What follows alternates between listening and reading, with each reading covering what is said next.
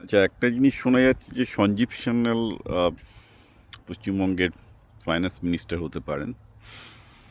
পশ্চিমবঙ্গের ফাইন্যান্সের যা দফা তাতে একটা বেশ যুগান্তকারী কিছু করতে হবে, না হলে এই 8 লাখ কোটি টাকার ঋণ, তারপর আরও 4 লাখ মানে 3.5 লাখ কোটি টাকার প্রতিশ্রুতি, এ অসম্ভব।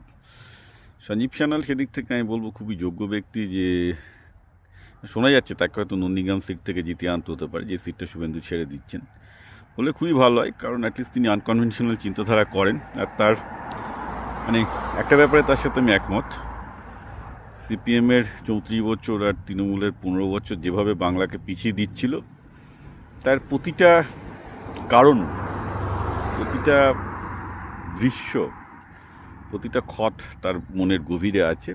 তিনি একজন কলকাতার ছেলে, খুব ভালোভাবেই জানেন যে কীভাবে পশ্চিমবঙ্গকে ভুল অর্থনৈতিক পরিকল্পনায়, ভুল রাজনীতিতে পিছিয়ে দেওয়া হচ্ছিল।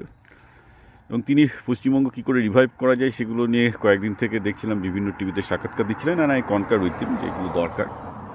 আমি আবার বলছি, খুব ড্রাস্টিক কিছু স্টেপ না নিতে পারলে ওয়েস্ট বেঙ্গলের এই 50 বছরের পিছিয়ে থাকার যে জায়গাটা তৈরি হচ্ছে সেখান থেকে উঠে আসা খুব মুশকিল। সেদিক থেকে সঞ্জীব সান্যাল খুবই যোগ্য ব্যক্তি।